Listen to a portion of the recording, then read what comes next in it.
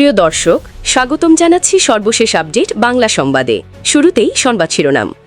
শুরুতেই জানিয়ে দেব, শেখ হাসিনাকে দেশে ফিরিয়ে আনতে কোটালীপাড়া আই লীগের বিক্ষোভ।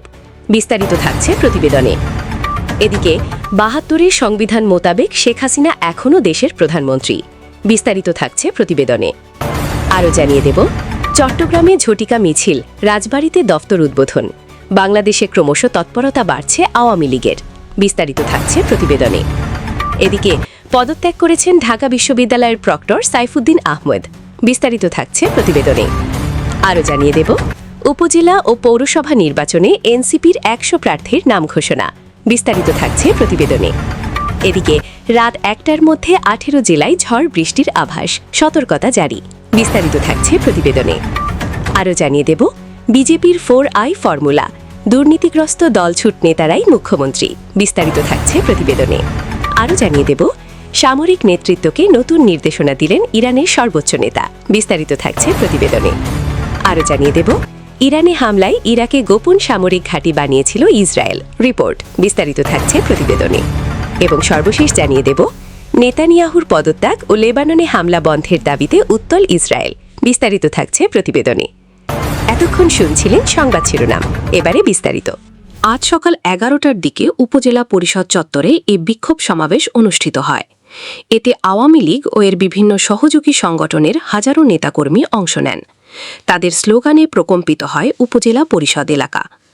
উপজেলা পরিষদ চত্বরে বঙ্গবন্ধু শেখ মুজিবুর রহমানের প্রতিকৃতির সামনে জেলা আওয়ামী লীগের সভাপতি মাহবুব আলী খান নেতাকর্মীদের শপথ বাক্য পাঠ করান। জেলা আওয়ামী লীগের সভাপতি মাহবুব আলী খান বলেন, আওয়ামী লীগ সভাপতি বঙ্গবন্ধু কন্যা শেখ হাসিনা যতদিন দেশে ফিরে না আসবে ততদিন আমাদের এ সংগ্রাম চলবে। আমরা রাজপথে আছি, রাজপথেই থাকব। তিনি নেতাকর্মীদের উদ্দেশ্যে বলেন, আপনারা কেউ মনোবল হারাবেন না। আমাদের প্রিয় নেত্রী খুব শিগগির দেশে ফিরে এসে দলের হাল ধরবেন। এর আগে উপজেলার ১১টি ইউনিয়ন ও একটি পৌরসভার সব ওয়ার্ড থেকে খণ্ড খণ্ড মিছিল নিয়ে নেতাকর্মীরা উপজেলা পরিষদ চত্বরে এসে সমাবেত হয়। তাদের হাতে দেশীয় অস্ত্র, লাঠি, রড, পাইপ ও বৈঠা ছিল। সকাল ১১টায় মূল মিছিল শুরু হওয়ার কথা থাকলেও সকাল ৯টার মধ্যে উপজেলা পরিষদ মাঠ সহ এর আশপাশের এলাকা পূর্ণ হয়ে যায়। এ সময় গোপালগঞ্জ পয়সারহাট সড়কের দুই পাশে যানবাহন আটকা পড়ে। বিক্ষোভ সমাবেশে আরও উপস্থিত ছিলেন জেলা আওয়ামী লীগের সভাপতি GM শাহাবুদ্দিন আজম, কোটালীপাড়া উপজেলা আওয়ামী লীগের সভাপতি ভবেন্দ্রনাথ বিশ্বাস, সাধারণ সম্পাদক আইনাল হোসেন শেখ, সহ সম্পাদক মুজিবুর রহমান হাওলাদার, গোলাম কিবরিয়া দারিয়া, যুগ্ম সাধারণ সম্পাদক HM ওহিদুল ইসলাম, কামাল হোসেন শেখ, সাংগঠনিক সম্পাদক মতিয়ার রহমান হাজরা, কেন্দ্রীয় মৎস্যজীবী লীগের আইন বিষয়ক সম্পাদক অ্যাডভোকেট নিখিল দত্ত, উপজেলা পরিষদের ভাইস চেয়ারম্যান দেবতুলাল বসু সহ অন্যরা। এদিকে ৭২-এর সংবিধান মোতাবেক শেখ হাসিনা এখনও দেশের প্রধানমন্ত্রী। আমার বাংলাদেশ পার্টি এবি পার্টির মহাসচিব ব্যারিস্টার আসাদুজ্জামান ফুয়াদ বলেছেন, ১৯৭২ সালের সংবিধান অনুযায়ী সাবেক প্রধানমন্ত্রী শেখ হাসিনা এখনও দেশের প্রধানমন্ত্রী হিসেবে বহাল আছেন এবং শেখ মুজিবুর রহমান এখনও জাতির জনক ও স্বাধীনতার ঘোষক। ব্যারিস্টার ফুয়াদ বলেন, সাবেক প্রধানমন্ত্রী শেখ হাসিনা নিজেই ভিডিও বক্তব্যে বলেছেন যে তিনি পদত্যাগ করেননি এবং রাষ্ট্রপতিও কোনো পদত্যাগপত্র পাননি বলে জানিয়েছেন। এ প্রেক্ষিতে তিনি প্রশ্ন তোলেন, যদি পদত্যাগ না হয়ে থাকে তাহলে সংবিধান অনুযায়ী শেখ হাসিনা এখনও প্রধানমন্ত্রী হিসেবে বহাল আছেন কিনা। তাহলে কি দেশে আজ দুটি সংসদ বা দুজন প্রধানমন্ত্রী রয়েছেন? একজন বিতাড়িত হয়েছেন, আরেকজন সেই আসনে বসে আছেন। তিনি আরও বলেন, ১৯৭২ সালের সংবিধান অনুযায়ী শেখ মুজিবুর রহমান এখনও জাতির জনক ও স্বাধীনতার ঘোষক হিসাবে বিবেচিত। বিএনপির রাজনীতি নিয়েও সমালোচনা করে তিনি বলেন, সরকারি দল কিছু মূলধনকে পুঁজি করে যে রাজনৈতিক ব্যবসা শুরু করেছে তা ইতোমধ্যে ঋণ খেলাপিতে পরিণত হয়েছে। তিনি আরও বলেন, যে পুঁজি ইতোমধ্যে ক্ষয় হয়ে গেছে সেটিকে কেন্দ্র করে আবারও ৭২-এর সংবিধান নিয়ে রাজনীতি শুরু করেছে বিএনপি। তার দাবি, বিএনপির রাজনীতি আদর্শ ও শহীদ জিয়াউর রহমানের রাজনৈতিক অঙ্গীকারের সঙ্গে ১৯৭২ সালের সংবিধানের কোনো সামঞ্জস্য নেই। বর্তমান প্রধানমন্ত্রীর উদ্দেশ্যে তিনি বলেন, আপনি শুধুমাত্র জুলাইয়ের কারণে প্রধানমন্ত্রী, শহীদদের আত্মত্যাগের কারণে প্রধানমন্ত্রী, সংবিধানের কারণে নয়। যারা ৭২-এর সংবিধান নিয়ে রাজনীতি করছেন তাদের ইতিহাস ভুলে গেলে চলবে না। পঞ্চম সংশোধনী পুনর্বহালের প্রস্তাবও ৭২-এর সংবিধানের সঙ্গে সাংঘর্ষিক। 1972 সালের সংবিধান অনুযায়ী শেখ মুজিবুর রহমান এখনও জাতির জনক ও স্বাধীনতার ঘোষক হিসেবে বিবেচিত। বর্তমান সরকারের একমাত্র বৈধতা 2024 সালের গণ অভ্যুত্থান থেকে এসেছে, সংবিধান থেকে নয়। এদিকে পদত্যাগ করেছেন ঢাকা বিশ্ববিদ্যালয়ের প্রক্টর সাইফুদ্দিন আহমদ। ঢাকা বিশ্ববিদ্যালয়ের ঢাবি প্রক্টরের পদ থেকে পদত্যাগ করেছেন শান্তি ও সংঘর্ষ অধ্যয়ন বিভাগের সহযোগী অধ্যাপক সাইফুদ্দিন আহমদ। আজ রোববার দুপুর 2টার দিকে উপাচার্য বরাবর পদত্যাগপত্র পাঠিয়েছেন তিনি। আজ বিকেল 3:45টার দিকে সমকালকে এ তথ্য জানান তিনি নিজেই। সহযোগী অধ্যাপক সাইফুদ্দিন আহমদ বলেন, দীর্ঘদিন ধরে বিশ্ববিদ্যালয়ের প্রক্টর হিসেবে কাজ করেছি। প্রশাসনে ঝুঁকি ছিল, সেই ঝুঁকির সময় আমি বিশ্ববিদ্যালয়ে কাজ করেছি। এখন বিশ্ববিদ্যালয় অনেকটাই শান্ত। এখন সবকিছু একটা ভারসাম্যপূর্ণ অবস্থায় এসেছে। তিনি আরও বলেন, প্রক্টর হিসেবে অনেক দায়িত্ব, সেই দায়িত্ব থেকে আমি একটু মুক্ত থাকতে চাই, তাই পদত্যাগ করেছি। এক প্রশ্নের জবাবে তিনি বলেন, কোনো চাপে নয়, ব্যক্তিগত কারণেই আমি পদত্যাগ করছি। এর আগে আওয়ামী লীগ সরকারের পতনের পর 2024 সালের 28 আগস্ট প্রক্টর হিসেবে দায়িত্ব নিয়েছিলেন তিনি। আরও জানিয়ে দেব, উপজেলা ও পৌরসভা নির্বাচনে এনসিপির 100 প্রার্থীর নাম ঘোষণা। স্থানীয় সরকার নির্বাচনকে সামনে রেখে প্রথম ধাপে উপজেলা ও পৌরসভা নির্বাচনে চেয়ারম্যান ও মেয়র পদে 100 জন প্রার্থীর নাম ঘোষণা করেছে জাতীয় নাগরিক পার্টি এনসিপি। রবিবার দলের বাংলা মোটর কার্যালয়ে এক সংবাদ সম্মেলনে প্রার্থীদের নাম ঘোষণা করা হয়। চেয়ারম্যান ও মেয়র পদে এনসিপির ঘোষিত 100 প্রার্থীর মধ্যে 50 জন উপজেলা চেয়ারম্যান ও 50 জন পৌরসভার মেয়র প্রার্থী রয়েছেন। নিচে বিভাগ অনুযায়ী প্রার্থীদের নাম তুলে দেওয়া হল। পঞ্চগড়ের তেঁতুলিয়ায় উপজেলা চেয়ারম্যান প্রার্থী হাবিবুর রহমান হাবিব, বোদায় উপজেলা চেয়ারম্যান প্রার্থী শিশির আসাদ ও দেবীগঞ্জ উপজেলায় পৌর মেয়র প্রার্থী মাসুদ পারভেজ। পাশাপাশি ঠাকুরগাঁওয়ের রানী শঙ্কৈলে উপজেলা চেয়ারম্যান প্রার্থী গোলাম মর্তুজা সালেম, দিনাজপুরের ফুলবাড়িতে উপজেলা চেয়ারম্যান প্রার্থী ইমরান চৌধুরী নিশাত, বোজাগঞ্জে উপজেলা চেয়ারম্যান প্রার্থী মাওলানা এম এ তাফসির হাসান, ফুলবাড়ি পৌরসভায় পৌর মেয়র প্রার্থী শিহাব হোসেন, ঘোড়াঘাটে পৌর মেয়র পদপ্রার্থী আব্দুল মান্নান ও হাকিমপুরে পৌর মেয়র প্রার্থী রায়হান কবির। এদিকে নীলফামারী জলঢাকায় উপজেলা চেয়ারম্যান প্রার্থী আবু সাইদ লিওন, নীলফামারী সদরে উপজেলা চেয়ারম্যান প্রার্থী ড কামরুল ইসলাম, কুড়িগ্রাম সদরের পৌর মেয়র প্রার্থী মাসুদ মিয়া, লালমনিরহাটের কালীগঞ্জে উপজেলা চেয়ারম্যান প্রার্থী শাহ সুলতান নাসির উদ্দিন আহমেদ, রংপুরের সদরে উপজেলা চেয়ারম্যান প্রার্থী কৃষ্ণচন্দ্র বর্মন ও গাইবান্ধা সাদুল্লাপুরে উপজেলা চেয়ারম্যান পদে খাদিমুল ইসলাম এনসিপির হয়ে প্রতিদ্বন্দ্বিতা করবেন। অন্যদিকে চট্টগ্রাম বিভাগের কক্সবাজার জেলায় সদর উপজেলা চেয়ারম্যান পদে শফিকুল ইসলাম শফিক, উখিয়া উপজেলার চেয়ারম্যান পদে মোহাম্মদ হোসাইন, চাঁদপুর সদর উপজেলার চেয়ারম্যান পদে রাশিদ, মতলব উত্তর উপজেলায় চেয়ারম্যান পদে ইদ্রিস, হোমনা পৌরসভা মেয়র পদে রাজু সরকার, ব্রাহ্মণবাড়িয়ার বিজয়নগর উপজেলার চেয়ারম্যান পদে আমিনুল হক এনসিপির হয়ে প্রতিদ্বন্দ্বিতা করবেন। এদিকে রাত 1টার মধ্যে 18 জেলায় ঝড় বৃষ্টির আভাস, সতর্কতা জারি। বঙ্গোপসাগর ও সংলগ্ন এলাকায় পশ্চিমা লঘুচাপের প্রভাবে দেশের বিভিন্ন অঞ্চলে বৃষ্টি ও বজ্রবৃষ্টির প্রবণতা বাড়তে পারে বলে আশঙ্কা করা হচ্ছে। আবহাওয়া অফিসের পূর্বাভাস অনুযায়ী রাত 1টার মধ্যে 18 জেলার উপর দিয়ে ঝড় বৃষ্টি বয়ে যেতে পারে। রোববার 10 মে আবহাওয়া অফিসের উপপরিচালকের পক্ষে আবহাওয়াবিদ মোহাম্মদ আব্দুল হামিদ মিয়া স্বাক্ষরিত পূর্বাভাসে এ সতর্কতা জারি করা হয়। পূর্বাভাসে বলা হয়, রাত 1টার মধ্যে রাজশাহী, পাবনা, বগুড়া, টাঙ্গাইল, ময়মনসিংহ, ঢাকা, ফরিদপুর, মাদারীপুর, যশোর, কুষ্টিয়া, খুলনা, বরিশাল, পটুয়াখালী, কুমিল্লা, নোয়াখালী, চট্টগ্রাম, কক্সবাজার এবং সিলেট অঞ্চলসমূহের উপর দিয়ে পশ্চিম উত্তর পশ্চিম থেকে ঘণ্টায় 45-60 কিলোমিটার বেগে বৃষ্টি বর্ষবৃষ্টির সাথে অস্থায়ীভাবে দমকা কিংবা ঝড়ো হাওয়া বয়ে যেতে পারে।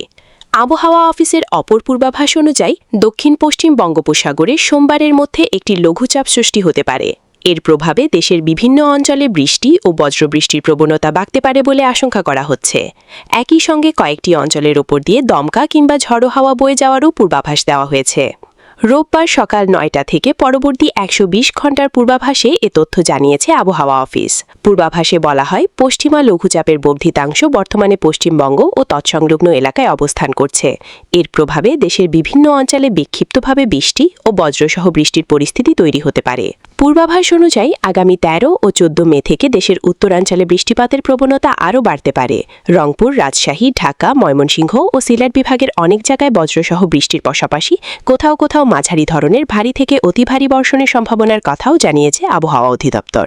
এছাড়া খুলনা, বরিশাল ও চট্টগ্রাম বিভাগের কিছু এলাকাতেও দমকা হাওয়া সহ বৃষ্টির আভাস রয়েছে। আরও জানিয়ে দেব বিজেপির 4I ফর্মুলা, দুর্নীতিগ্রস্ত দলছুট নেতারাই মুখ্যমন্ত্রী। প্রধানমন্ত্রী নরেন্দ্র মোদী একসময় বলেছিলেন, না খায়েঙ্গে না খানে দেঙ্গে, মানে দুর্নীতি করব না, করতেও দেব না। কিন্তু সমসাময়িক রাজনৈতিক বাস্তবতায় মোদির এই বহুল প্রচলিত স্লোগান যেন ভারতের পূর্বাঞ্চলীয় রাজ্যগুলোর রাজনীতির আড়ালে চাপা পড়ে গেছে।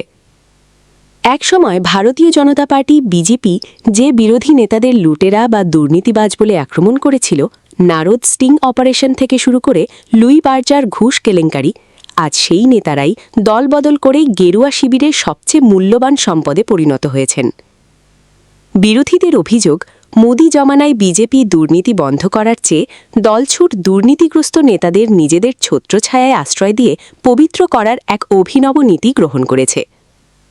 পশ্চিমবঙ্গের মুখ্যমন্ত্রী হিসেবে শুভেন্দু অধিকারী এবং আসামের মুখ্যমন্ত্রী হিসেবে হিমন্ত বিশ্ব শর্মার মতো হেভিওয়েট নেতাদের রাজনৈতিক ক্ষমতার শীর্ষে বসিয়ে বিজেপি এটাই প্রমাণ করছে, দুর্নীতির বিরুদ্ধে তাদের লড়াইয়ের চেয়েও রাজনৈতিক ক্ষমতার সমীকরণ মেলানো ঢের বেশি গুরুত্বপূর্ণ।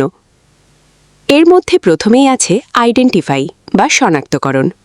কোনো বিরোধী হেভিওয়েট নেতাকে কোটি রুপির দুর্নীতির মামলায় চিহ্নিত করা এবং তা জনসম্মুখে প্রচার করা। এরপরই শুরু হয় ইনভেস্টিগেশন বা তদন্ত। কেন্দ্রীয় গোয়েন্দা সংস্থা যেমন এনফোর্সমেন্ট ডিরেক্টরেট ইডি বা সিবিআই ব্যবহার করে ওই নেতার ওপর আইনি ও মনস্তাত্ত্বিক চাপ সৃষ্টি করা।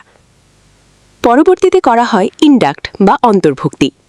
আইনি চাপের মুখে থাকা সেই নেতাকে গেরুয়া উত্তরীয় পরিয়ে অত্যন্ত আড়ম্বরের সঙ্গে বিজেপিতে স্বাগত জানানো হয়। সবশেষে ইনগরেট বা অভিষেক। দল বদলের পুরস্কার হিসেবে তাদের বসানো হয় কোনো রাজ্যের মুখ্যমন্ত্রী বা গুরুত্বপূর্ণ কেন্দ্রীয় ক্যাবিনেট মন্ত্রীর পদে।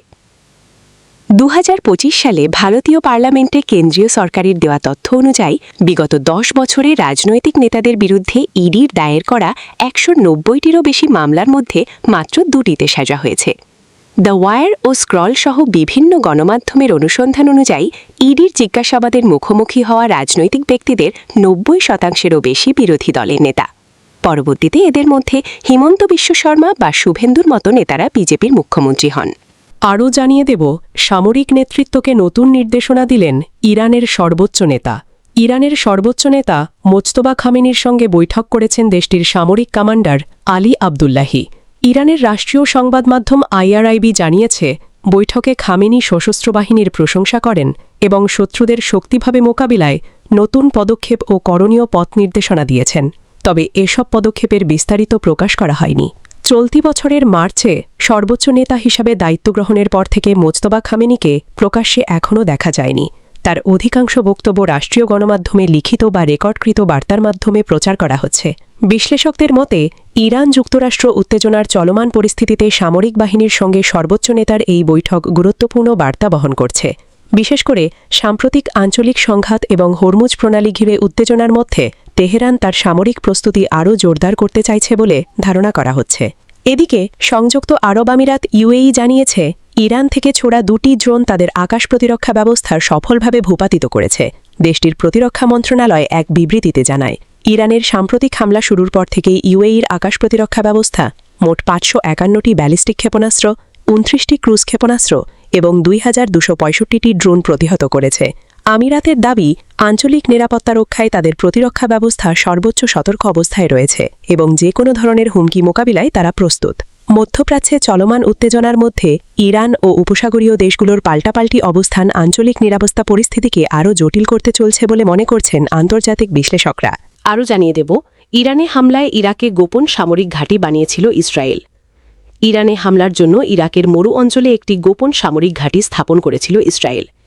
মার্কিন সংবাদ মাধ্যম ওয়াল স্ট্রিট জার্নালের প্রতিবেদনে এমনটি দাবি করা হয়েছে। শনিবার প্রকাশিত এক প্রতিবেদনে বিষয়টি জানানো হয়।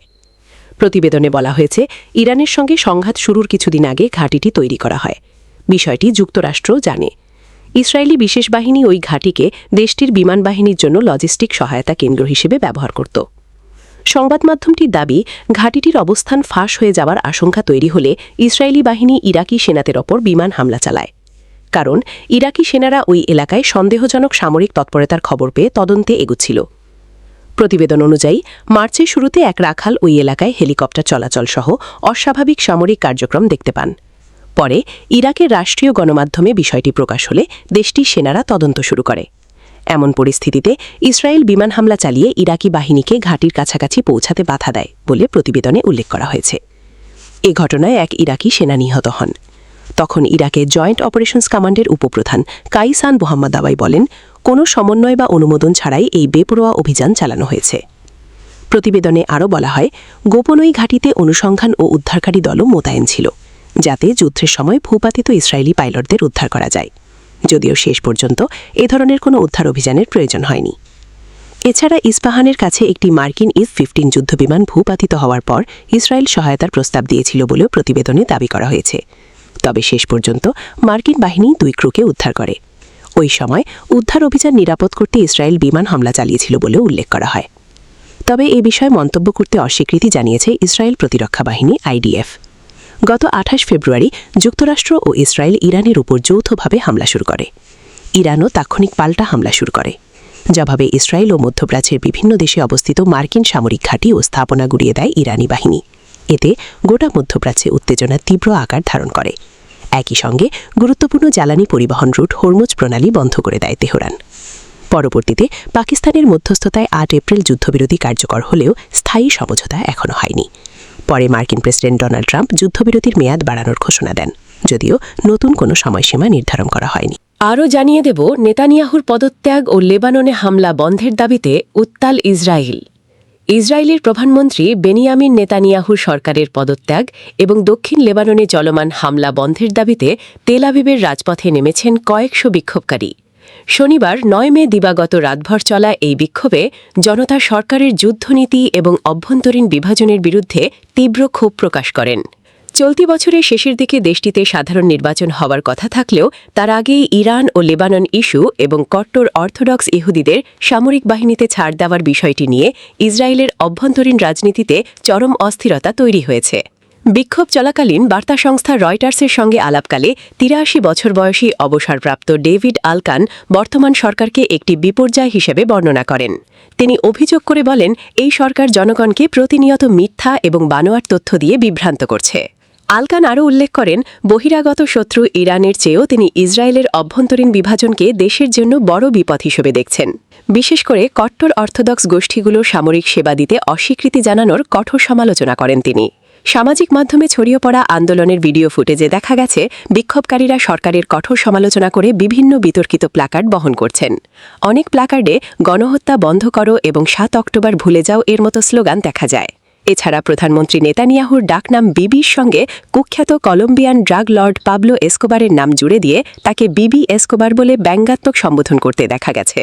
রাজনৈতিক বিশ্লেষকদের মতে লেবানন ও ইরানের সঙ্গে চলমান বহুমুখী সংঘাত এবং দেশের ভেতরে বাধ্যতামূলক সামরিক সার্ভিস নিয়ে ক্রমবর্ধমান বৈষম্য নেতানিয়াহু প্রশাসনকে এক কঠিন চ্যালেঞ্জের মুখে ঠেলে দিয়েছে।